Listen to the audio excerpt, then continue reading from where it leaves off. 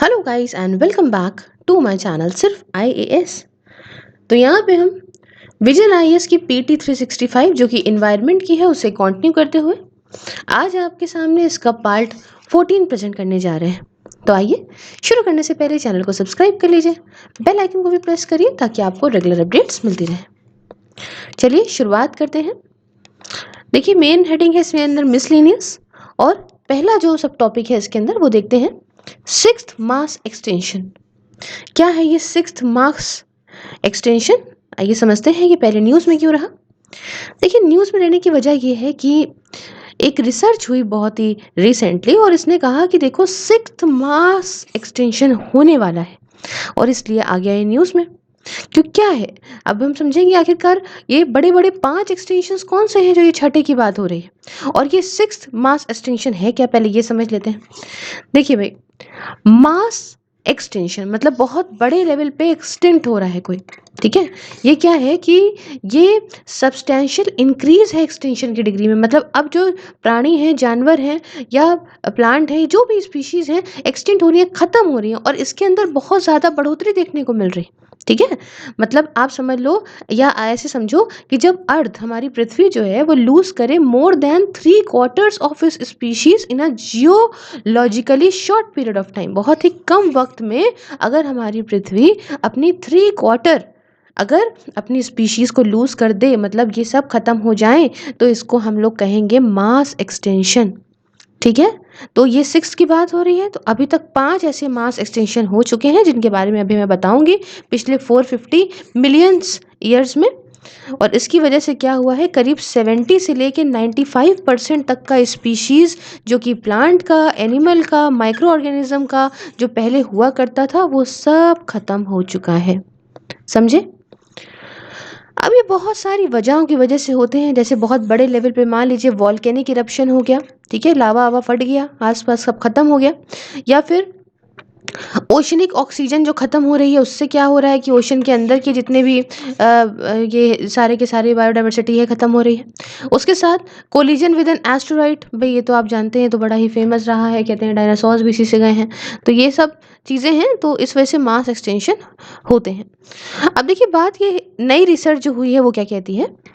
इस नई रिसर्च के हिसाब से जो ये सिक्स मार्क्स एक्सटेंशन चल रहा है ये सबसे ज़्यादा सीरियस होने वाला है, सबसे ज़्यादा इन्वायरमेंट को इसको खतरा है, ठीक है। और ऐसा भाई ऐसा भी है क्योंकि भाई loss of species will be permanent, एकदम ख़त्म हो जाएंगे, ठीक है। तो अभी ये जो सिविलाइजेशन चल रहा है उसमें भी ये बहुत बड़ा दिक्कत का कारण बन सकता है। तो इसको पता है क्या कहते हैं, इसको कहते हैं एंथ्रोपोसीन एक्सटेंशन। अब एंथ्रोपोसीन मालूम है क्यों कहते हैं, क्योंकि देखो ये सब अब प्रकृति की वजह से नहीं हो रहा, अब अपने आप की वजह से नहीं हो रहा, अब हो रहा है ये सब ह्यूमंस की वजह से, हमारी करनी का नतीजा हो रहा है कि सब ये इम्पोर्टेंट इम्पोर्टेंट प्लांट्स और इतनी स्पीशीज़ हैं और भी चीज़ों की सब एक्सटेंट हो रही हैं। देखिए हम भी तो पोल्यूशन फैला रहे हैं ना।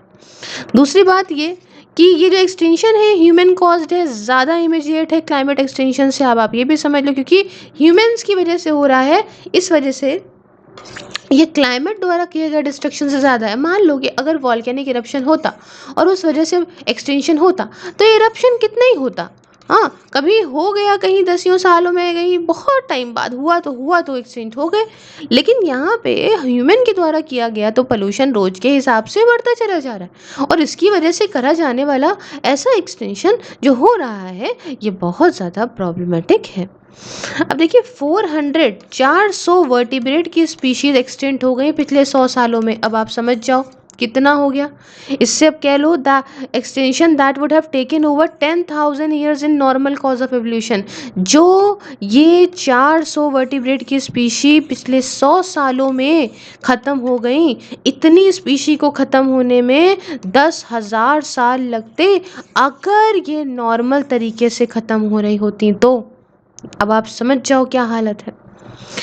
यहाँ पे ज़्यादा पेंडेमिक्स आएंगे अगर यही होता रहा। देख रहे हैं कोरोना ने क्या हालत बना दी है, क्या हालत बना दी है इस देश की या पूरे वर्ल्ड की।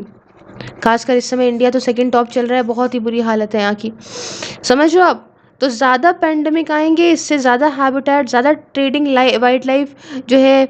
और ये अगर ये चलता रहा, हैबिटेट ख़त्म होते रहे, अगर ट्रेडिंग होती रही ऐसी तरह से वाइल्ड लाइफ की, तो समझ लो महामारियों की लाइन लगी रहेगी। खैर, suggested complete ban on wild life trade, ये कहा गया, सजेस्ट करा गया है कि भैया कंप्लीट बैन लगा दो इस वाइल्ड लाइफ ट्रेड पे। भाई जानवर को उनकी जगह रहने दो, ह्यूमन हो अपनी तरह से रहो, क्यों उनके पीछे पड़ गए हो हाथ नाक मुंह धो के। खैर, बात आती है 5 बड़े मास एक्सटिंक्शन के बारे में। तो सबसे पहले अगर हम बात करें तो लेट ऑर्डोविशियन, ये 440 मिलियंस ईयर्स पहले हुआ था। पहला मास एक्सटिंक्शन था जिसमें 85% सारे स्पीशीज़ के, जिसमें मरीन इन्वर्टिब्रेट जैसे कि आपका ग्रैप्टोलाइड्स, उसके साथ या आपका ब्रैकियोपॉड्स, उसके साथ कोनोडोंट्स, ये सारे के सारे जो है वो स्पीशीज़ जो है ये हुए थे, एक्सटिंक्ट हुए थे। उसके साथ आया लेट डिवियोनियन में आपका 374 मिलियन ईयर्स पहले, ये सेकेंड मास एक्सटिंक्शन था। इसमें 75% सारे स्पीशीज़ के जैसे कि ब्रैंकियोपॉड्स, बीवैल वेव्स और सार्कोप्टेरिजियंस, ये सब खत्म हुए थे। उसके साथ बात आती है परमियन 250 मिलियन ईयर्स अगो हुआ था। ये थर्ड मास एक्सटिंक्शन था, लार्जेस्ट अभी तक का रहा है। 95% सारे स्पीशीज का इसमें मरीन एनिमल जैसे कि डाइमट्रोडॉन, उसके साथ एस्टेम मेनोसस्कस, है ना, सॉरी फॉर माई प्रोनाउंसिएशन, और ऑर्थाकैंथस, उसके साथ ट्राइलोबाइट्स और मॉस्कॉप्स, ये सब ऐसे खत्म हुए थे। इसमें सब मरीन एनिमल्स आते थे। चौथा हुआ था जुरासिक, इससे आप काफ़ी ज़्यादा फेमिलियर होंगे, पिक्चर कई बार देख ली लगता है। चलिए इसमें देखते हैं, यहाँ पे 200 मिलियन ईयर अगर हुआ था, और ये फोर्थ मास एक्सटिंक्शन था। 80% सारे स्पीशीज़ का, जिसमें आपका एक थायोसॉर्स, पेडलफाइन, प्लीसियोसॉर्स, उसके साथ फाइटोप्लैंक्टन, कई सारे स्पीशीज फ्रॉग के, सैलामेंडर्स, टर्टल, स्नेक्स, स्पाइडर्स और ग्रासहॉपर्स के इंक्लूडेड थे। और फिफ्थ वाला जो हुआ उसका नाम था क्रेटासियस, ये 145 मिलियन ईयर्स पहले हुआ था। 76% स्पीशीज, जिसमें कि नॉन एवियन डायनासोर्स जो उड़ नहीं पाते हैं, ठीक है, उसके साथ जो है बायवेल्स, उसके साथ एक्सो गायरा और गायफिया, उसके साथ आपका इनोसेरामिड्स और फ्लाइंग रेप्टाइल्स, है ना, टीटोसॉर्स, ये सब एक्सटेंट हुए थे। तो आप ये देख सकते हैं कितने बड़े बड़े थे, कितने साल पहले पहले हो रहे थे, और अभी देखिए हालत क्या ही हो गई है। चलिए दुआ करते हैं प्लैनेट हमारा अच्छा रहे। आइए नेक्स्ट टॉपिक की तरफ बढ़ते हैं, बात करेंगे लोकस्ट अटैक के बारे में। बड़ा ज़्यादा फेमस रह रहा है न्यूज़ में, जानते हैं क्यों है न्यूज़ में। देखिए, recently swarms of desert locust invaded vast swaths of land in various states which entered via Pakistan Sindh province. देखा ना, टिड्डी ने अटैक कर दिया था, बड़ा ज़्यादा फेमस हो गया था। तो यही है न्यूज़ कि भाई टिड्डियों ने करा था अटैक, तड़ातड़, और आए कहाँ से थे, ये पाकिस्तान के सिंध प्रोविंस से होके आए थे। अब बात करते हैं डेजर्ट लोकस्ट क्या होते हैं, थोड़ा समझते हैं यहाँ पे। देखो, ये ग्रासहॉपर की फैमिली से होते हैं, एंड इनका लाइफ स्पैन करीब 90 डेज का होता है, 90 दिन तक ही जिंदा रह सकते हैं। 4 स्पीशीज लोकस्ट की हमारे इंडिया में देखने को मिलती हैं। एक होती है डेजर्ट लोकस्ट, जिसे हम लोग यहाँ पे सिस्तो से सरका ग्रिगेरिया बोलते हैं। उसके बाद आती है माइग्रेटरी लोकस्ट, जिसको हम लोग लोकस्टा माइग्रेटोरिया बोलते हैं। तीसरी आती है बॉम्बे लोकस्ट, जिसे हम लोग नोमा देक्रिस सोसिन सिता बोलते हैं। और चौथी आती है ट्री लोकस्ट, जिसे हम लोग एनाक्रीडियम एसपी बोलते हैं। ठीक है, अब डेजर्ट लोकस्ट यूजुअली जो है वो सिर्फ और सिर्फ सेमी एरिड एरिया में आपको देखने को मिलेंगे। नाम कहता है डेजर्ट, तो डेजर्ट में सेमी एरिड या एरिड एरिया आ गया, डेजर्ट आ गई आपकी अफ्रीका की, द नियर ईस्ट और साउथ एशिया की, जिसमें अगर हम देखें रेनफॉल जो है वो 200 mm से कम होता है एनुअली। तो ये हो गए कुछ डेजर्ट लोकस्ट।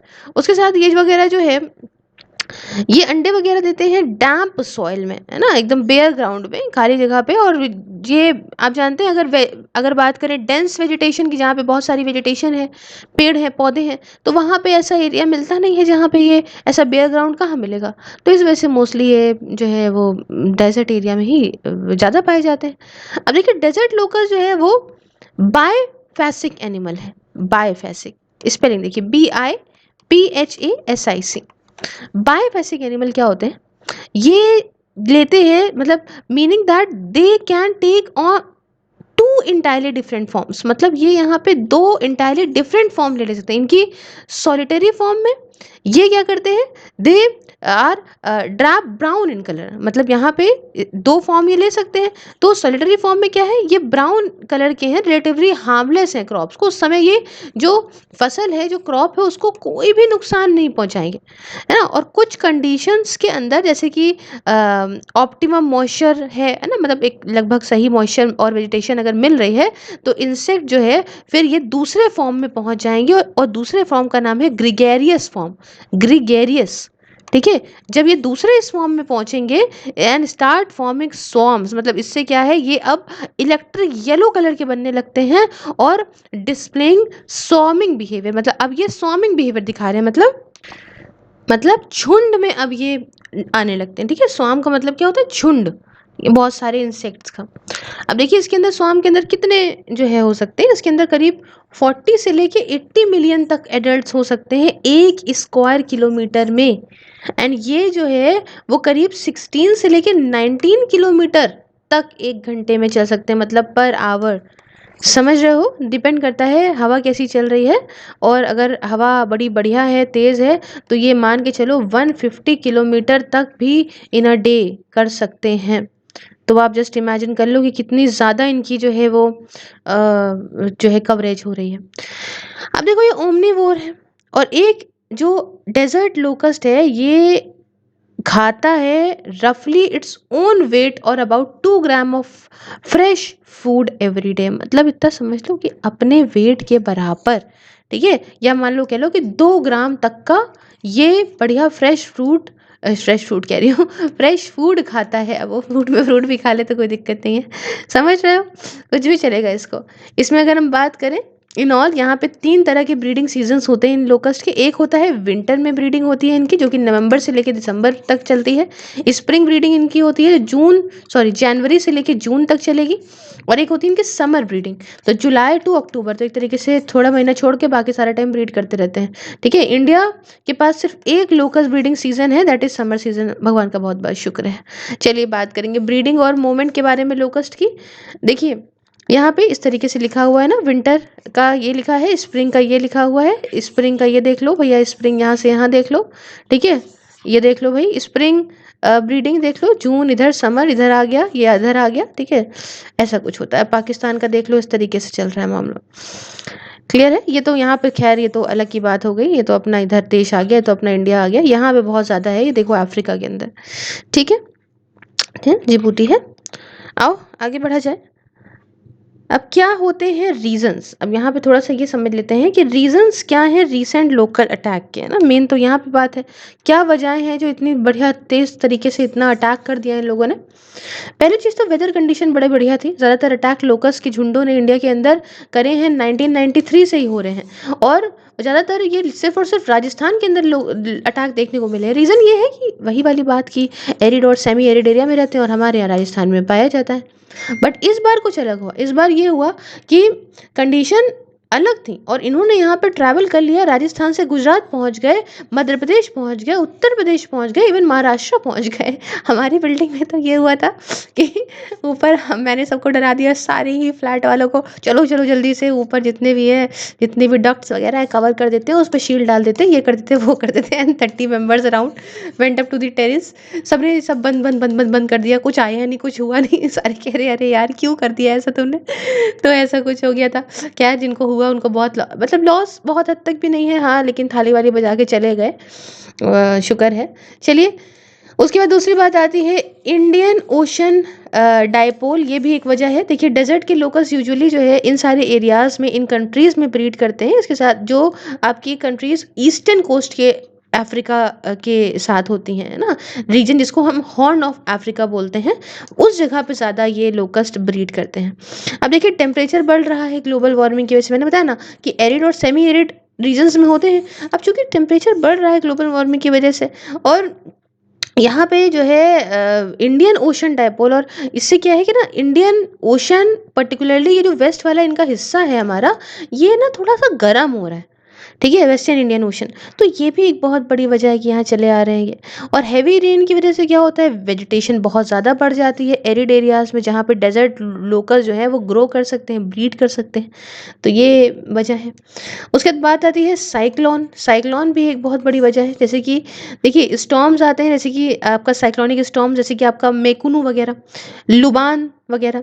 तो इससे क्या होता है, ये स्ट्रक करते हैं ओमान और यमन को। ऐसे साइक्लोन ओमान और यमन को लड़े, और इससे क्या होता है, ये भाई and transform the empty desert track into large lakes. अभी जो खाली जो डेजर्ट ट्रैक पड़े थे, ये बड़े बड़े लेक्स के तौर पे बन जाती हैं। क्यों? क्योंकि यहाँ पे स्टॉर्म्स आते हैं, ठीक है। और इससे छोटे छोटे सॉइल्स, डैम सॉइल्स बन जाएंगे, जहाँ पे लोकस्ट स्वैम जो है ब्रीड कर सकते हैं। तो ऐसे ऐसे बन जाएंगे, तो उसके अंदर ये लोग ब्रीडिंग कर सकते हैं। ये कुछ वजह है। एक वजह विंड का मूवमेंट भी है। देखो लोकल्स जनरली फॉलो करते हैं विंड को। मैंने आपसे जैसे बताया, जैसे हम लोग पैसिव फ्लाईओवर्स भी पैसिव फ्लायर्स भी कहते हैं, ठीक है, जहाँ विंड वैसे ही उड़ रहे हैं। तो लो प्रेशर एरिया जो कि साइक्लोन अम्फान ने क्रिएट कर दिया था बे ऑफ बंगाल में, आप जानते हैं बे ऑफ बंगाल में साइक्लोन अम्फान आया था, उससे लो प्रेशर एरिया क्रिएट हो गया था। और इससे क्या हुआ था कि जो वेस्टर्ली विंड थी और मजबूत हो गई थी, जिन्होंने जो लोकस्ट का मूवमेंट था साउथ एशिया में और मजबूत बना दिया। उसके बाद ये बहुत बड़ी वेस्टर्ली एक बहुत बड़ी वजह है। वेस्टर्लीज कैसे? वेस्टर्लीज भी यहाँ पे बहुत सारा, आप जानते हैं, रेनफॉल लाती हैं over north and western India में, और ये भी यहाँ पे इंसेक्ट को रिप्रोड्यूस करने में काफ़ी ज़्यादा मदद करता है। तो ये कुछ बात है। खैर अब बात आती है सरकार ने क्या कदम उठाए हैं इसको लेके। तो सबसे पहले सरकार ने क्या करा कि लोकस्ट वार्निंग ऑर्गेनाइजेशन, जो कि ministry of agriculture and farmer welfare के अंदर आता है, ये ही यहाँ पे मॉनिटर करता है, सर्वे करता है, कंट्रोल करता है डेजर्ट के लोकल्स जो होते हैं शेड्यूल्ड डेजर्ट एरियाज में, मेनली राजस्थान और गुजरात के एरियाज में। कौन देखता है? Locust warning organization. दूसरी बात देखें तो 200 लोकस्ट सर्किल ऑफिसेस को भी बनाया गया, ताकि यहाँ पे सर्वे करें ये लोग कि कैसे कंट्रोल और मॉनिटर करोगे अटैक को, ठीक है। और इन सारे के साथ डिस्ट्रिक्ट एडमिनिस्ट्रेशन के साथ आप बना के भी चलो तालमेल। एग्रीकल्चर फ्लड मशीनरी है ना, जो भी आपकी अफेक्टेड स्टेट्स हैं वहाँ पे एग्रीकल्चर फील्ड मशीनरी, तो जो भी आपकी ऐसी स्टेट्स हैं जहाँ पे अफेक्ट हुआ है वहाँ पे आप देखें, मॉनिटर करें, जाने समझें सब कुछ। तो इसके लिए 200 लोकल सर्किल ऑफिसर्स को भी बनाया गया। तीसरी बात आती है यूज़ ऑफ पेस्टिसाइड। तो यहाँ पे क्या है, वाइल जो यूज़ है BHC और आपका जो दूसरा वाला है डील्ड्रिन का, ये बंद हो गया था, है ना, गवर्नमेंट ने इसको बैन कर दिया था। इसके बाद जो मेलाथियन है, इसे अब यूज़ कर रहे हैं इंसेक्टिसाइड के तौर पे लोकस्ट वार्निंग ऑर्गेनाइजेशंस और एग्रीकल्चर ऑफिसर्स, जो यहाँ पे इनका काम दे रहे हैं, मतलब साथ दे रहे हैं कंट्रोल करने में ऑपरेशंस को। मोस्टली ये किस चीज़ का यूज़ करते हैं? ये यूज़ करते हैं, यहाँ पे देखिए, क्लोपाइफोस, ठीक है, देखिए लिखा हुआ है क्लोरपाइरिफोस, ठीक है। अब ये हो सकता है कि थोड़ा सा प्रोनाउंसिएशन गलत हो। और दूसरा है आपका लैम्बा साई हेलोथ्रिन, ठीक है। ये दोनों हैं, इनका यूज़ करा जाता है। अब कंट्री जो है, अब देखिए पेस्टिसाइड स्प्रेयर्स को भी खरीद रही है यूनाइटेड किंगडम से, और उन्होंने बहुत सारे फायर ब्रिगेड्स को भी लगा दिया है, ट्रैक्टर्स को भी, दूसरे व्हीकल्स को भी लगा दिया है जो इंसेक्टिसाइड्स को ऐसे स्प्रे करेंगे। सेंटर ने देखिए यहाँ पे कंपनसेट करे हैं कुछ फार्मर्स को जिन्होंने लॉस झेला है। इस national disaster response force fund के थ्रू सेंटर ने इनको पैसा दिया है। और हिंदुस्तान इंसेक्टिसाइड लिमिटेड अब ये काम कर रही है प्रोडक्शन में और सप्लाई में, करीब 25 MT के मेलेथियन का ये सप्लाई कर रही है, ये लोकस कंट्रोल प्रोग्राम को, ताकि ईरान को, under government to government arrangement. फिर समझिए यहाँ पे Hindustan insecticide limited is now in process of production and supply of 25 metric ton malathion, ठीक है, for supply to locust control program to Iran under government to government arrangement. अब देखिए drones का भी यूज़ करा जा रहा है पेस्टिसाइड्स को स्प्रे करने में बड़े बड़े पेड़ों के ऊपर, और जैसे ऐसी कोई प्लेस है जहाँ पे इनएक्सेसिबल है, नहीं पहुँच सकता आदमी, तो वहाँ पे ड्रोन्स का यूज़ कर रहे हैं पेस्टिसाइड को डालने में, ठीक है, लोकस्ट को कंट्रोल करने के लिए। फिर बात आती है regular coordination south west Asian countries, जैसे कि आपका अफगानिस्तान, ईरान, पाकिस्तान वगैरह से बना के चला जा रहा है। लोकस्ट अटैक को लेके काफ़ी कॉमन है ये। चलिए इतना कुछ हमने बात कर ली इसके बारे में, बढ़ेंगे नेक्स्ट टॉपिक की तरफ। नेक्स्ट टॉपिक कहता है United Nation decade on ecosystem restoration. क्या है, न्यूज़ में क्यों रहा, पहले ये समझते हैं। देखिए, यूनाइटेड नेशंस जनरल असेंबली ने प्रोक्लेम किया 2021 से 2030 को as decade on ecosystem restoration. Decade का मतलब 10 साल होते हैं। तो यूनाइटेड नेशन जनरल असेंबली ने कहा कि भाई ये जो 10 साल होंगे 2021 से लेकर 30 तक के लिए, ये पूरा जो 10 साल है इन्हें हम इकोसिस्टम को रिस्टोर करने में लगाएंगे, पूरा डिकेड इसके लिए। अब इंटरनेशनल डिकेड्स की बात करते हैं ज़रा, थोड़ा सा है ना, सब कुछ समझ के चलेंगे ना, उसके बाद आगे बढ़ेंगे। देखिए, यूनाइटेड नेशन यहाँ पे कुछ स्पेसिफिक, कुछ पर्टिकुलर डेज को, वीक्स को, ईयर्स को या डिकेड्स को एज ओकेशन के तौर पे मार्क कर देता है कुछ काम करने के लिए या टॉपिक्स के तौर पे, ताकि यहाँ पे प्रमोट करें, है ना, चीज़ों को। कैसे? अवेयरनेस के थ्रू, एक्शन के through, objectives of the organization, जो भी उसके उद्देश्य हैं। कोई डिकेड्स एंड जो कि ख़त्म हो रहे हैं 2020 में, मतलब हो चुके एक आता है United Nation decade on biodiversity, ख़त्म हुआ 2020 में। दूसरा decade of action for road safety ख़त्म हुआ। और तीसरा United Nation decade for desert and the fight against desertification. ये तीनों चीज़ें ख़त्म हुई और ऐसा कुछ हुआ। खैर, अब बात करेंगे यहाँ पे आगे, और आगे बात होगी कि क्या है यूनाइटेड नेशन का डिकेड ऑन इकोसिस्टम रिस्टोरेशन। देखो, United Nation decade on ecosystem restoration, इसका उद्देश्य ये है कि हम जो वापस से रीस्टोर, जो इतना हमारा इकोसिस्टम ख़त्म हो गया, डिस्ट्रॉय हो गया, डिग्रेड हो गया, उसे हम वापस से रीस्टोर करेंगे। कुछ कदम उठाएंगे जिससे हम क्लाइमेट क्राइसिस से लड़ सकें, फूड सिक्योरिटी को बढ़ा सकें, वाटर सप्लाई और बायोडाइवर्सिटी को भी बढ़ा सकें, तो उसकी फील्ड में भी काम करेंगे। तो इकोसिस्टम एड्रेस में क्या क्या आएगा भैया? देखो, फॉरेस्ट पे ध्यान देने की ज़रूरत है, जो कट रहे हैं, grassland, cropland, wetland, savanna, inland water, coastal, marine ecosystem, even urban environment भी, सब कुछ आएगा इसके अंदर।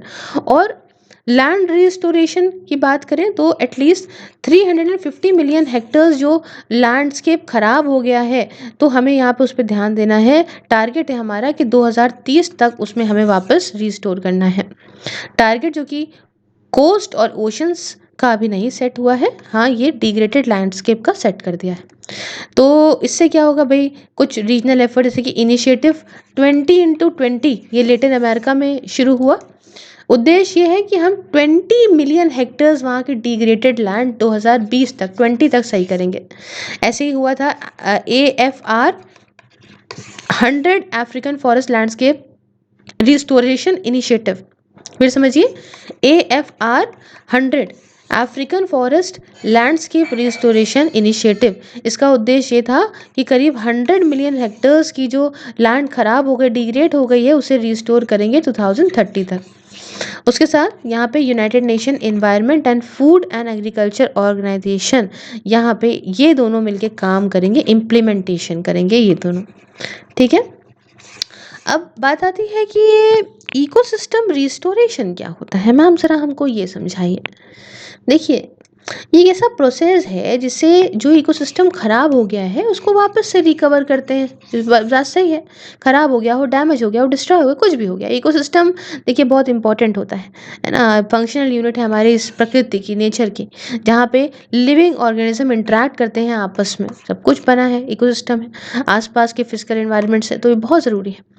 और जो रिस्टोरेशन एक्टिविटीज़ हैं, ये इस तरह से बनाई जाएंगी कि जैसे डिस्टर्ब नहीं करा जाता है ना, बिल्कुल नॉर्मल इकोसिस्टम रहता है वैसे रहे, या मतलब ऐसा कोई नया इकोसिस्टम बनाए which where it had not previously occurred, तो मतलब कोई दिक्कत ना हो उसके अंदर। अब देखो, इसमें कुछ ऐसी प्रैक्टिसेस होंगी जैसे कि वेजिटेशन को वापस से रिस्टोर करेंगे, प्लांट करेंगे नेटिव ट्रीज को, इन्वेसिव स्पीशीज को क्लियर करेंगे जो आ गए हैं, रीजनरेटिव या मतलब ऐसे पेरिनियल एग्रीकल्चर करना शुरू करेंगे, एग्रो फॉरेस्ट्री करेंगे, तो मतलब ऐसी चीज़ें करेंगे। कॉन्सेप्ट काफ़ी इंपॉर्टेंट है, क्योंकि देखिए हम जानते हैं डिग्रेडेशन बहुत ज़्यादा हो गया है और वर्ल्ड की लैंडस्केप और इकोसिस्टम के लिए बहुत ख़राब है, क्योंकि बहुत ज़्यादा ओवर एक्सप्लॉयटेशन हुआ है नेचुरल रिसोर्सेज का, और इससे डिग्रेडेशन बहुत बढ़ गया है। तो इसे ख़त्म करना है तो कदम तो देखिए इसके लिए उठाने पड़ेंगे। समझ गए? बढ़ते हैं हम नेक्स्ट टॉपिक की तरफ। टॉपिक कहता है द लिविंग प्लैनेट रिपोर्ट 2020। क्या है, थोड़ा सा आइए समझा जाए। सबसे पहले समझते हैं कि न्यूज़ में क्यों रहा। देखिए भाई, रिसेंटली क्या हुआ कि वर्ल्ड वाइल्ड लाइफ फंड अपना WWF जो है एक काफ़ी लीडिंग ऑर्गेनाइजेशन है जो कि वाइल्ड लाइफ कंजर्वेशन और इंडेंजर्ड स्पीशीज़ में काफ़ी काम करती है। तो इस WWF ने रिलीज़ करी लिविंग प्लैनेट रिपोर्ट 2020। ठीक है, प्लीज़ याद रखिएगा, इसको रिलीज़ करने वाला WWF है। Along with the living planet index, तो लिविंग प्लैनेट रिपोर्ट 2020 भी रिलीज़ करी, उसके साथ लिविंग प्लैनेट इंडेक्स भी रिलीज़ करा। किसने रिलीज़ करा, याद रखिएगा, भूलिएगा नहीं, वर्ल्ड वाइल्ड लाइफ फंड ने, मतलब WWF ने। ठीक है, इतनी बात समझ में आ गई। तो अब आप कहेंगे कि अब मैम हमको बताइए कि लिविंग प्लैनेट रिपोर्ट क्या है। देखिए, इस रिपोर्ट को रिलीज़ करा जाता है हर 2 सालों में, और ये पढ़ती है कि आखिरकार किस तरीके से क्या ट्रेंड चल रहा है पूरे ग्लोबल बायोडायवर्सिटी का, हेल्थ क्या है इस प्लैनेट की। और इसने ये पता लगाया कि एवरेज के तौर पे 68% डिक्रीज हुआ है पॉपुलेशन के साइज में। कौन कौन सी पॉपुलेशन, ह्यूमन की पॉपुलेशन नहीं, मैमल्स की पॉपुलेशन में, बर्ड्स में, एम्फीबियंस में, रेप्टाइल्स में, फिश में इतनी कमी देखने को मिली, 68% की कमी देखने को मिली है बिटवीन 1970 टू 2016, इतने कम वक्त में। सोचो, जब से इंडस्ट्रियल रेवोल्यूशन हुआ है तब से ह्यूमंस इतनी बुरी तरह से खराब कर रहे हैं, फॉरेस्ट को डिग्रेड करे चले जा रहे हैं, ग्रास लैंड को, वेट लैंड को, कुछ दूसरे इंपॉर्टेंट इकोसिस्टम को। और इससे क्या हो रहा है ना कि खुद ही अगर हम देखें तो यहाँ पे ह्यूमन वेलबींग भी यहाँ पे उसको खतरा है। ऐसा नहीं है कि बड़ा अच्छे से रहेगा। देखिए, 75% जो अर्थ का आइस फ्री लैंड सरफेस है, ये सिग्निफिकेंटली बदला है, ऑल्टर हुआ है। आप समझ रहे हो क्या हालत है आर्टिक और अंटार्कटिका के। देख रहे हैं ना कि इसी वजह से सारी प्रॉब्लम्स भी यहाँ देख रहे हैं। करीब 85% से ज़्यादा ग्लोबल वेटलैंड्स ख़त्म हो चुकी हैं, और इंडिया की बात करें तो करीब 1/3 अपना नेचुरल वेटलैंड इंडिया खो चुकी है अभी तक। अब देखिए, जो इतनी बुरी तरह से डिस्ट्रक्शन हो रहा है, इकोसिस्टम खत्म हो रहा है, इसकी वजह से मालूम है क्या है, ये has led to 1 million species. करीब अगर हम बात करें तो इसमें से जो है, ये जो स्पीशीज़ हैं जो ख़त्म हुई हैं, इसमें से करीब 5 लाख एनिमल्स और प्लांट्स और 5 लाख इंसेक्ट, ऐसे तरीके से देखा जाए तो सब खत्म हो गए हैं। और ये इनको खत्म क्या हुए हैं, अभी इनको डर है, इनको खतरा है, ये एक्सटेंट हो सकते हैं। समझ रहे हो, इकोसिस्टम के खत्म होने की वजह से ज़्यादातर इंपॉर्टेंट अगर हम देखें बायोडाइवर्सिटी लॉस की मेन वजह है टेरेस्ट्रियल इकोसिस्टम में, तो ये क्या है, क्यों बायोडाइवर्सिटी इतनी ज़्यादा लॉस हो रही है। देखिए, लैंड यूज चेंज, ये बहुत बड़ी वजह है ना। अब हो क्या रहा है कि जो native habitat, forest, grass land, mangrove, सब क्या बदल रहे हैं भाई। अगर फॉरेस्ट हैं, फॉरेस्ट थे उस समय नॉर्मल रहने देते, ग्रास लैंड थे नॉर्मल रहने देते, मैंग्रोव फॉरेस्ट थे रहने देते, नहीं, उसे काट के एग्रीकल्चर करा जा रहा है ना। कुछ ओशियंस को ओवर फिशिंग कर दी जा रही है, अरे यार हद में करी जाती है। फिशेस भी अगर निकाल रहे हो तो ऐसा थोड़ी ना, तो ये भी कुछ वजह है।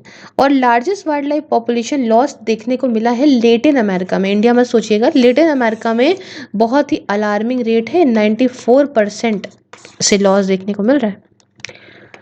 सिंस 1970 हमारा जो इकोलॉजिकल फुटप्रिंट है ये बढ़ा है, मतलब अर्थ का रेट जो है जी, मतलब देखिए, हम जो खर्चा कर रहे हैं वो ज़्यादा है, और जो रीजनरेशन होता है अर्थ का वो कम है। देखो, होता क्या है ना बच्चों, कि हमारी जो ये जो पृथ्वी बनी है, ये ऐसी वैसी नहीं है कि इसको खाओगे पियोगे तो रीजनरेट नहीं करेगी। बड़े आराम से तुमने फल खाया, फल फिर से निकल आएगा। लेकिन तुमने एक फल खाया, उस फल को निकलने में मान लो 50 दिन लगते हैं, ठीक है। अब तुम एक एक करके धीमे धीमे खाओगे तो वो आते भी जाएंगे। लेकिन अगर तुम एक दिन में 10 खाना शुरू कर दोगे तो जितनी जल्दी वो निकल नहीं रहे उतनी जल्दी तुम खा रहे हो। उसके बाद क्या हो रहा है कि ये फल जो है कब तक देंगे, खत्म हो जाएंगे एक टाइम के बाद। तो ये दिक्कतें हैं, ये एक वजह है। खैर, अब कुछ बात जान ले इस लिविंग प्लैनेट इंडेक्स के बारे में भी। देखिए, ये ऐसा मेजर है, ऐसा कदम है, ये state of the global biological diversity based on, मतलब स्टेट, और क्या स्टेट है इस समय ग्लोबल बायोलॉजिकल डाइवर्सिटी की, बेस्ड है पॉपुलेशन ट्रेंड्स पे वर्टिब्रेट स्पीशी की, है ना, फ्रॉम अराउंड द वर्ल्ड। ये पूरा बताता है कि आखिरकार क्या चल रही है, बायोडाइवर्सिटी कितनी है कितनी नहीं है। ठीक है, देखता है क्या पॉपुलेशन है वर्टिब्रेट स्पीशीज़ की पूरे ही वर्ल्ड में। अब देखिए, लिविंग प्लैनेट इंडेक्स जो है इसे अडॉप्ट करा गया by the convention of biological diversity, convention on biological diversity के तौर पे। और ये एक ऐसा इंडिकेटर है प्रोग्रेस का, है ना, टुवर्ड्स इट्स 2011 टू 20 टारगेट, है ना, ताकि यहाँ पे आप कुछ फटाफट से कदम उठाइए बायोडाइवर्सिटी के लॉस को रोकने के लिए। ठीक है, अब देखिए ये जो लिविंग प्लैनेट इंडेक्स है, ठीक है, ये देखता है कि क्या ऑलमोस्ट 21,000 पॉपुलेशन मैमल्स की, है ना, ऑलमोस्ट ट्रैक करता है abundance of almost 21,000 population of mammals, birds, fish, reptiles, amphibians, इन सारी की सारी जितनी पॉपुलेशन है सबको यहाँ पे पूरे वर्ल्ड में देखता है, ट्रैक करता है कितनी है, कितनी कम हो रही है, कितनी ज़्यादा है, समझे अंदर। उसके बाद इसी लिविंग प्लैनेट इंडेक्स के अंदर वो भी डेटा आता है जो थ्रेटेंड और नॉन थ्रेटेड स्पीशीज़ का होता है ना, किनको खतरा है किनको खतरा नहीं है। लेकिन देखिए ये इंडेक्स नंबर नहीं दिखाएगा कि कितने स्पीशीज लॉस्ट हो गए या एक्सटेंट हो गए, है ना, खत्म हो गए, ये नहीं दिखाता है। तो ये हमने कुछ बात करी इसके बारे में। बढ़ते हैं नेक्स्ट टॉपिक की तरफ। टॉपिक कहता है डिसएंगेजिंग प्रीमियर ग्रीन इंस्टीट्यूशंस। क्या है समझते हैं, न्यूज़ में क्यों रहा पहले जानिए। देखिए रिसेंटली मिनिस्ट्री ऑफ फाइनेंस ने रिकमेंड करा कि आप डिसएंगेज कर दो फ्रॉम 5 प्रीमियर इन्वायरमेंट आपका फॉरेस्ट वाइल्ड लाइफ इंस्टीट्यूशन है, जो प्रेजेंटली इस समय ministry of environment forest and climate change के अंदर आ रहे हैं। फिर समझो, recently ministry of finance has recommended to disengage from 5 premier environment forest wildlife institution that are presently under the Ministry of Environment, Forest and Climate Change। आइए समझते हैं न्यूज़ के बारे में कुछ बात। देखिए डिसएंगेजमेंट के अंदर दो एस्पेक्ट आते हैं सामने। पहला आता है phasing out government support to this situation in a time bound manner. दूसरा आता है, समझ लो ना, ये मतलब यहाँ गवर्नमेंट के सपोर्ट टाइम बाउंड मैनर में। दूसरा आता है disassociating from the management, disassociating from the management of the institution and allowing the relevant industry stakeholder to run them। मतलब आप मैनेजमेंट से हट जाओ उस इंस्टीट्यूशन के और अलाउ करो ऐसी इंडस्ट्री को, जो इंपॉर्टेंट, जो ज़रूरत, जो कर सकती है, वैसी इंडस्ट्री स्टेक होल्डर को अलाउ करो कि आप उस मैनेजमेंट को रन करिए, समझे। उसके बाद देखिए यहाँ पे पहला वाला पहले समझ लिया ना आपने, फेजिंग आउट का मतलब क्या होता है कि मतलब सरकार का सपोर्ट एकदम हटा दीजिए इंस्टीट्यूशन से, ठीक है, in a time bound manner. फिर समझिए फेज आउट का मतलब होता है to discontinue the practice, okay, to stop operation, ऐसा। अब देखो यहाँ पे कमेटी ने, यहाँ पे ये जो कमेटी आई इसने ये रिकमेंड करा कि जो हमारी ministry of environment forest and climate change है वो डिसएंगेज कर दे इन सारे ऑटोनोमस बॉडीज से। जैसे कि 5 कौन कौन सी बॉडीज हैं आइए आपको बताती हूँ। पहली है Indian institute of forest management, दूसरी है wild life institute of India, तीसरी है Indian plywood industries research and training institute, चौथी आती है CPR इन्वायरमेंटल एजुकेशन सेंटर, फिर पांचवी आती है सेंटर ऑफ इन्वायरमेंट एजुकेशन। तो इन सबसे यहाँ पे इन्होंने कहा कि ये डिसएंगेज कर दे ministry of environment forest and climate change. इसने ये भी रिकमेंड करा कि जो मर्जर है society of integrated coastal management and national centre for sustainable coastal management का जो ये मर्जर हो रहा है, ये रिकमेंड करा गया, मतलब हो क्या रहा है, ये रिकमेंड किया गया कि मर्जर कर दिया जाए इन दोनों का, क्योंकि दोनों ही सेम तरह के रोल निभाती हैं, सेम दोनों ही जो है प्रमोट करती है कोस्टल मैनेजमेंट को, ताकि भाई जो है अच्छा हो सके कोस्टल मैनेजमेंट। तो इसलिए इन दोनों को अगर आप मर्ज कर दोगे तो एक्टिविटीज़ का डुप्लीकेशन नहीं होगा, मतलब एक काम दो बार नहीं होगा और यहाँ पे इकोनॉमीज ऑफ स्केल हम पा सकेंगे। साथ में इन्होंने Salim Ali centre for ornithology and natural history जो कोयम्बटूर के अंदर है, ये ministry of environment forest and climate change के अंदर आता है, इसको भी इन्होंने कहा कि आप यहाँ पे लेकर आओ मिनिस्ट्री की रेगुलर फंक्शनिंग के अंदर। इसने ये भी रिकमेंड करा कि Indian council for forest and research education, GB Pant national institute of Himalayan environment and sustainable development और स्टैट्यूटरी बॉडीज़ जैसे कि आपका सेंट्रल पोल्यूशन कंट्रोल बोर्ड हो गया, सेंट्रल जू अथॉरिटी हो गया, नेशनल टाइगर कंजर्वेशन अथॉरिटी हो गया, उसके साथ नेशनल बायोडाइवर्सिटी अथॉरिटी हो गया, ये सारे के सारे काम करते रहें under a financial support of ministry of environment forest and climate change. तो आई होप आपको ये बात समझ में आ गई होगी। अब थोड़ा सा इन इंस्टीट्यूशन के बारे में जान लेते हैं।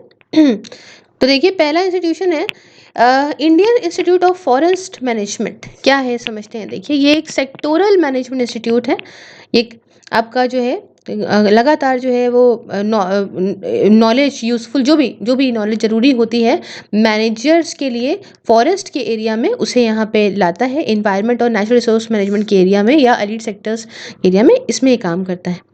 ये सारी की सारी ऐसी नॉलेज देता है ताकि यहाँ पे भाई यहाँ पे एप्लीकेशंस जो भी हैं इंडिविजुअल्स के द्वारा, ऑर्गेनाइजेशन के द्वारा, वो अच्छी तरीके से हो सके। ये आपको भोपाल के अंदर देखने को मिलेगा। नेक्स्ट जो है वो है wild life institute of India. इसको 1982 में स्टैब्लिश किया गया था। ये एक इंटरनेशनली अक्लेम्ड इंस्टीट्यूशन है। ये ट्रेनिंग प्रोग्राम करवाता है, एकेडमिक कोर्सेज प्रोवाइड करता है, एडवाइजरी वाइल्ड लाइफ रिसर्च और मैनेजमेंट में भी देता है। ये आपको देहरादून के अंदर देखने को मिलेगा। तीसरा है सीपीआर इन्वायरमेंटल एजुकेशन सेंटर। ये यहाँ पे क्या करता है, अवेयरनेस बढ़ाने में, नॉलेज जो कि की टारगेट ग्रुप की है, जैसे स्कूल चिल्ड्रन हो गए, लोकल कम्युनिटीज़ हो गई, विमेन वगैरह हो गई, है ना, उसके लिए काम करता है कि भाई इन्वायरमेंट के एस्पेक्ट्स में क्या हो सकता है। और इसे इस्टेब्लिश करा गया है jointly by ministry of environment, forest and climate change के द्वारा और सीपी रामस्वामी अय्यर फाउंडेशन के द्वारा। आपको ये नाम से ही लग गया होगा कि चेन्नई में देखने को मिलेगा। फिर आता है Indian plywood industry research and training institute. ये काम करता है डेवलपमेंट और अडॉप्शन के लिए एफिशिएंट टेक्नोलॉजीज, मतलब भाई वुड की या पैनल प्रोडक्ट्स की फील्ड में जो भी ज़रूरी टेक्नोलॉजीज़ हैं, रिन्यूएबल फाइबर से जो भी हैं, जैसे कि प्लांटेशन टिम्बर हो गया, बैम्बू हो गया, है ना, while meeting the vital needs of the developing society, जो भी ज़रूरी चीज़ें हैं इसकी फील्ड में काम करता है। और ये स्टार्टिंग में तो एक कोऑपरेटिव सोसाइटी के तौर पे बनाया गया था। कोऑपरेटिव सोसाइटी नहीं, I am so sorry, sorry for my words. ये स्टार्टिंग में जो है वो बनाया गया था as a cooperative research laboratory के तौर पे, under the umbrella of council of scientific and industrial research के अंदर। और ये आपको बेंगलुरु में देखने को मिलेगा। उसके बाद आखिरी में आता है centre for environment education, CEE। ये काम करता है जो भी डेवलपिंग प्रोग्राम्स हैं, मटेरियल्स हैं, ताकि अवेयरनेस इन्वायरमेंट को लेकर और सस्टेनेबल डेवलपमेंट को लेकर बढ़ाई जा सके।